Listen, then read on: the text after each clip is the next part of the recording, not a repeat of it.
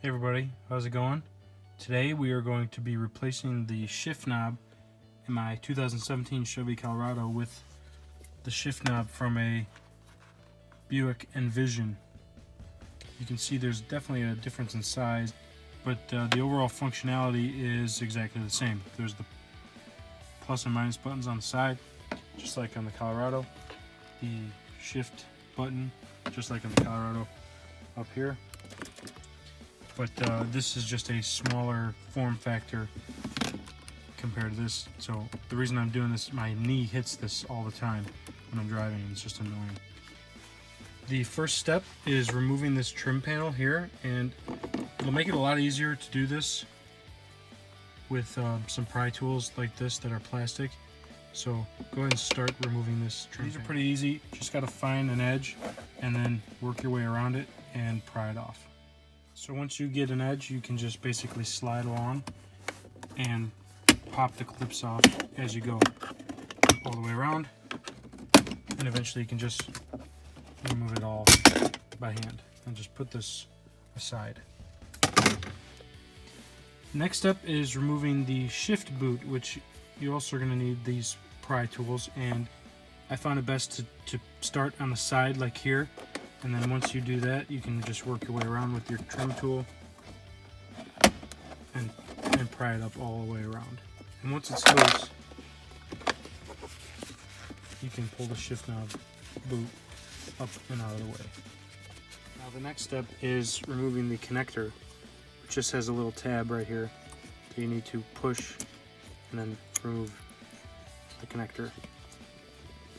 And once you do that, this is basically just held in with friction, so grab it with two hands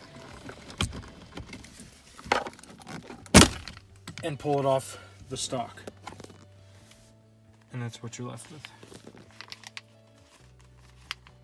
The next step of this process is removing the boot from the OEM shifter, and what you have to do is basically fold this inside out so that you can get to the bottom piece right here.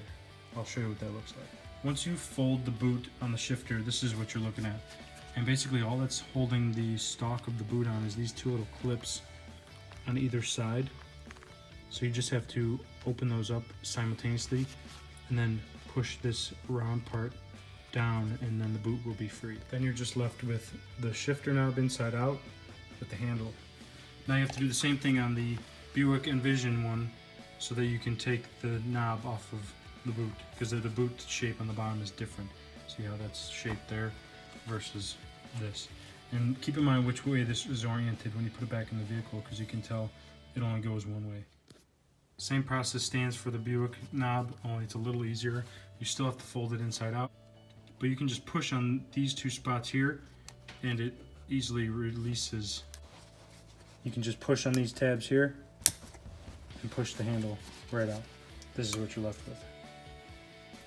Now the next step is removing this plastic receiver and transferring it over to your OEM shift boot. And basically you just have to work the fabric off of the connector, and you can just sort of do it by hand. See, I'm just doing it with my fingers here. So do that, and then you're going to swap this piece from the Envision shifter to over here on your OEM boot. You could do it with your hands. It's really easy. This is the Envision connector for the shift knob. This is the Colorado OEM one. So you're basically just gonna take this one and put it on your OEM shift knob.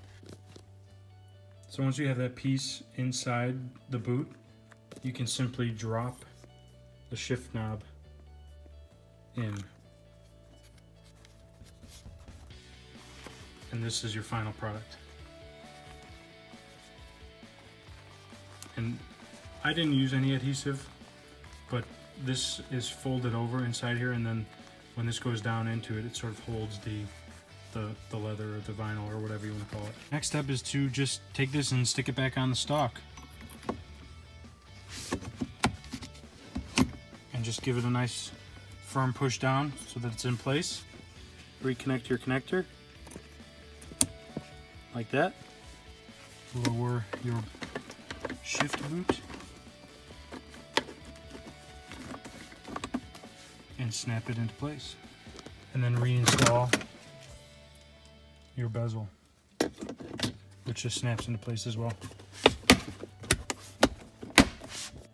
And just confirming that it still works. I don't have the vehicle on, but it is, the key is turned on, and the shift button works, so I can go into all the gears. And if I go into low, the button works to lock out the gears. So there you have it. If you like this video, give it a thumbs up, hit that subscribe button. Thanks for watching. Later.